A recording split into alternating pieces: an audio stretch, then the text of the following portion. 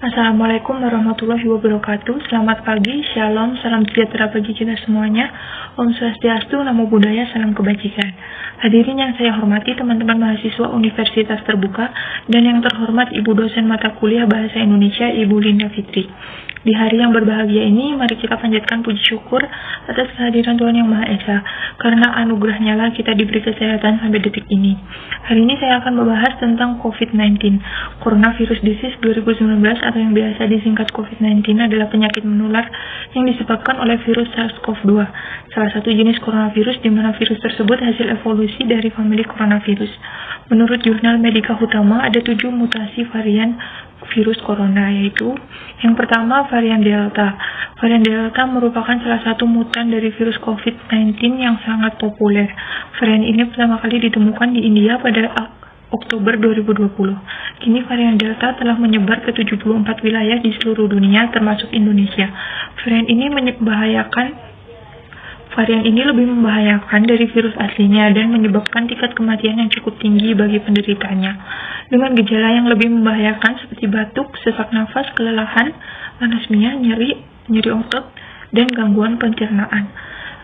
Yang kedua ada varian Alpha. Varian ini ditemukan pertama kali di Israel pada 22 Desember 2020. Varian ini sudah menyebar setidaknya ke 80 negara di seluruh dunia, termasuk Amerika Serikat. Varian selanjutnya ada varian Beta. Varian ini ditemukan pertama kali di Afrika Selatan pada awal Oktober 2020. Saat ini belum terdapat bukti bahwa varian Beta ini mengakibatkan penyakit yang lebih parah daripada varian sebelumnya. Virus ini menyerang kekebalan tubuh yaitu antibodi. Varian selanjutnya ada varian Gamma. Varian ini pertama kali ditemukan pada awal Januari 2021 dalam pelancong Brasil yang diuji saat memasuki Jepang. Selanjutnya ada varian Kappa. Varian Kappa ini merupakan varian India terbentuk dari 2 mutasi protein lonjakan virus. Lonjakan protein memungkinkan virus masuk ke tubuh dan menginfeksinya. Virus lalu bisa menyebar dengan cepat ke seluruh tubuh. Varian Kappa ini terindikasi mempunyai perubahan terkait sifat penularan, kepekaan indera, keparahan gejala, sampai kemampuan virus menghindari imutasi. Virus selanjutnya ada virus N439K. Virus ini ditemukan di Indonesia. Menurut penelitian, virus ini dapat bersembunyi atau melakukan kamuflase dalam antibodi manusia, sehingga susah untuk mengidentifikasi virus ini. Virus selanjutnya ada virus E484K. Virus ini dilaporkan ditemukan pada beberapa negara di antaranya Brazil, Inggris, Amerika Serikat, Kanada, Jepang, Afrika Selatan, Argentina, Filipina, dan juga Indonesia. Mutasi ini dikenal dengan sebutan mutasi yang sedang melarikan diri. Mutasi ini mengakibatkan 1985 virus penyebab COVID-19 mampu menghindar menurut beberapa jenis antibodi terhadap COVID-19. Virus COVID-19 ini pertama kali ditemukan di Wuhan, Provinsi Hubei, Cina tahun 2019. Semua kasus berawal dari pasar Wuhan. Pada tanggal 12 Desember 2019, sekelompok pasien di Wuhan mulai mengalami gejala penyakit seperti pneumonia yang tidak membaik dengan pengobatan standar. Pada tanggal 30 Desember 2019, WHO Cina menginformasikan beberapa kasus yang tidak diketahui penyebabnya dengan gejala sesak nafas dan demam tinggi, seperti yang terjadi di Wuhan.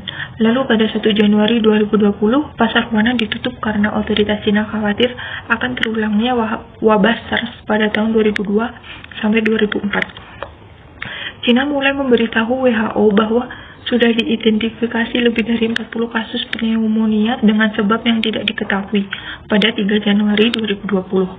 Pada 5 Januari 2020, pejabat Cina mengidentifikasi virus corona baru sebagai penyebab wabah dan mulai membagikan urutan genetik virus pneumonia atipikal Wuhan Hu1 dengan seluruh dunia melalui database online.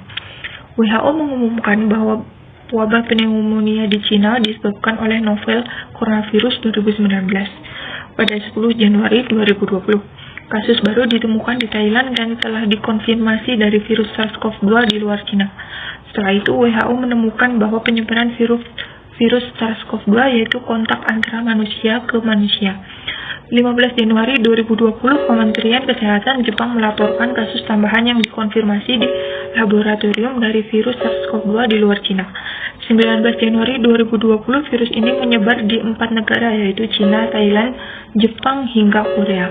20 Januari 2020, CDC melaporkan kasus novel coronavirus 2019 yang dikonfirmasi laboratorium pertama di AS dari sampel yang diambil pada 18 Januari di Washington.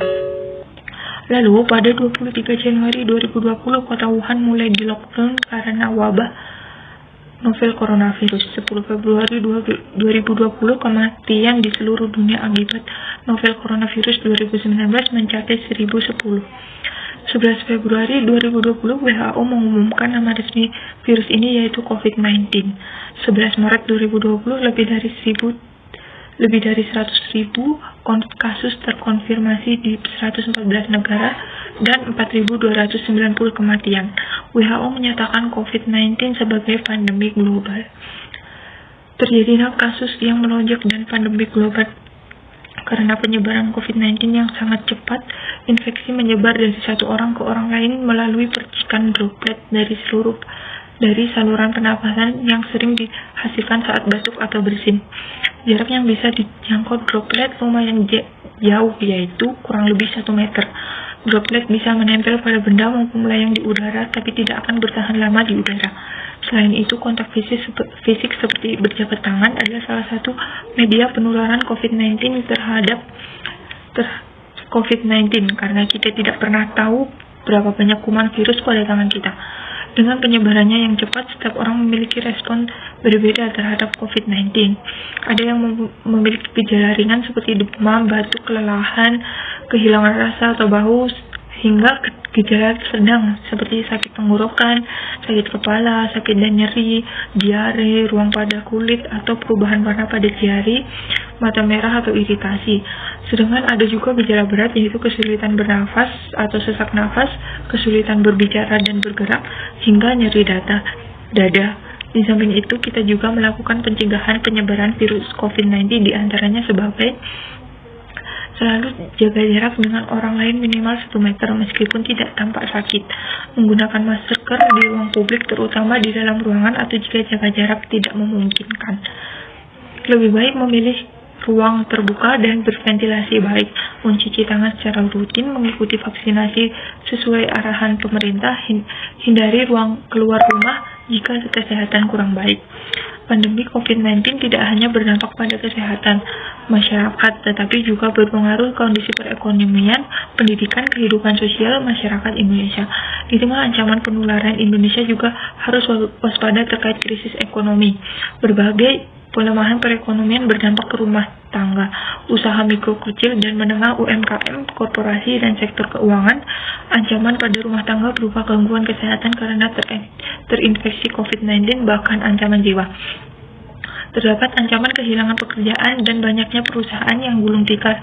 Banyak masyarakat yang tidak mampu mencukupi kebutuhan hidupnya, terutama rumah tangga miskin dan rentang, serta sektor informal. Terjadi penurunan daya beli masyarakat dan konsumsi. Disrupsi ekonomi yang melanda mengancam terjadinya penambahan jutaan pengangguran dan kemiskinan di Indonesia. Pada sektor usaha, salah satu dampak bagi UMKM adalah tidak dapat melakukan kegiatan usahanya, sehingga mengganggu kemampuan dalam memenuhi kewajiban kredit. Kondisi ini dapat berpengaruh pada kesehatan perbankan Indonesia.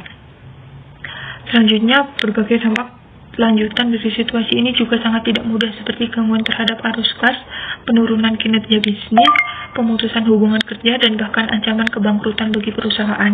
Pada sektor keuangan, terganggunya aktivitas bisnis di sektor real berpotensi berpengaruh terhadap kinerja perbankan dan perusahaan pembiayaan yang dapat berujung pada persoalan likuiditas dan insolvensi.